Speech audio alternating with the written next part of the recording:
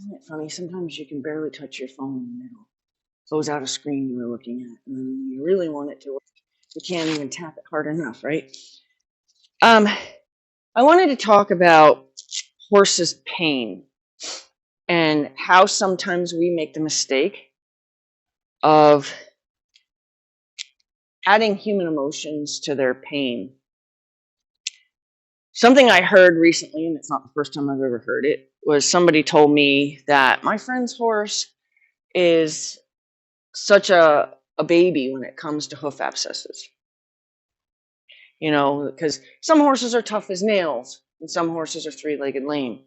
I don't even think that that's per horse. I think that's per abscess. Okay, so to say a horse is a baby about pain, especially hoof pain, I think is not fair to your horse to assume your horse is just being a puss because he can't handle that internal blister inside his foot while he walks his 1,000 pounds of body on top of that one foot. And at some points, depending on the gait, his body weight is completely supported by that one foot. There's just something to me about putting human emotions on our animals, in especially in cases like pain, because just like you with your pain, and that's probably kind of what it is that you can handle a headache better than your neighbor can handle a headache because, well, you're a chronic headache. You get chronic headaches, and your neighbors never had a headache in their life, so the first headache that they get, they think their head's about to blow up, and you think they're being pathetic about it or whatever.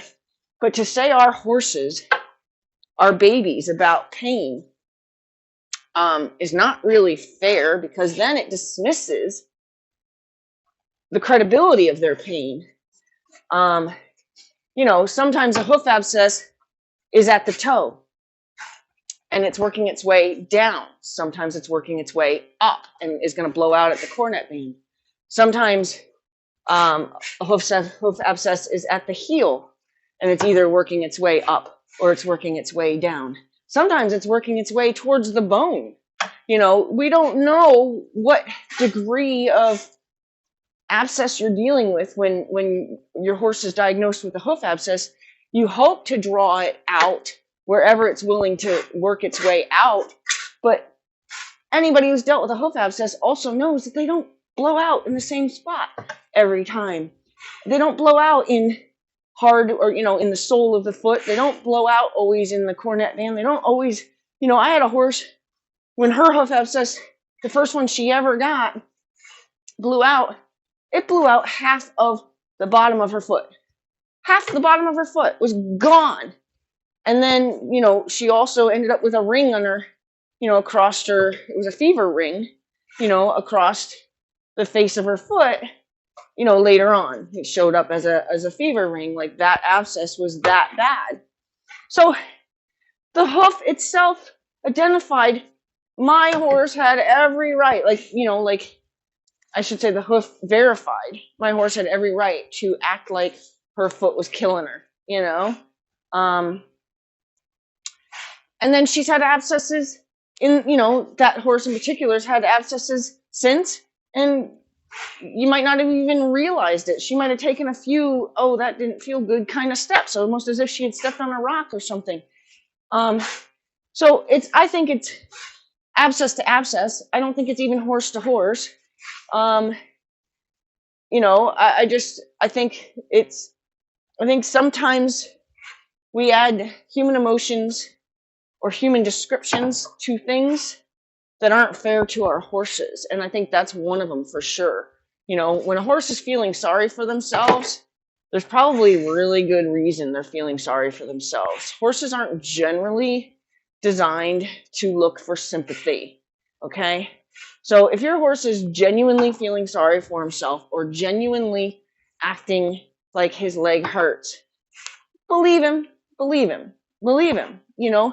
It could be an abscess that that just happens to be right at that one spot. You know, have you ever had like a rock in your shoe and you just couldn't, like you were too busy or your hands were full or whatever, and you knew if you just shook your shoe just enough, you could get that rock more towards your toe and you could tolerate it there more than you could tolerate it at the arch of your foot.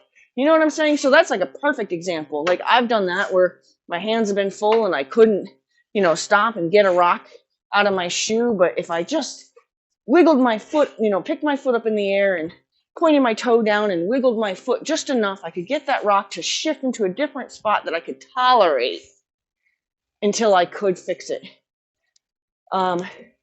So I'm going to leave it on that analogy because I think that's a pretty good analogy, you know. But don't listen to your friends when they tell you, you know, my horse is such a baby when it comes to this kind of thing, or, you know, because that's just somebody putting their emotions and identifying their horse's intention or their horse's personality, probably incorrectly, you know, to say your horse is a baby about pain. Your horse is not a baby about pain. Your horse is telling you about their pain. And, you know, it's kind of scary when you realize that somebody may not listen because they think their horse is a baby about pain. And there might be something you could have diagnosed earlier. You know, there's something that you could have had the vet come out for sooner and could have been more on their way to recovery than they are because they had to. I had a lady whose horse colicked as a result of she kept telling me, nah, you know, he's just old. So she'd come and drop off more supplements. I'm telling you, he's lame. He's lame. And then he'd have a couple good days. He'd have a couple days where I'm like, all right, he's on the mend. And then in a couple days where he was like three-legged crippled. And I would call her and I'd be like, look, seriously, you got to do something. Like you got to come and call the vet, whatever. You got to come and at least look at this horse. And, yeah, you know, come on, he's 22 years old. I'll just come and drop off some more supplements for him. You know, you just need some more joint supplements. You know, I'm not worried about it. All right. Well, the pain finally caused this horse to colic. So, you know, you see what I'm saying? And the hoof abscess was so bad when it blew, when the vet, you know, came and excavated the hoof abscess, when she released that pressure, it blew and shot blood all over my barn because it was that bad. So, and he wasn't being a big baby about it. You know what I mean? He wasn't being a big baby about it, but he had bad days and he had days that it wasn't probably as bad, or days that he just, you know, had maybe a natural instinct or a natural ability to just kind of numb his own pain. But let's not put emotions on our horse's pain.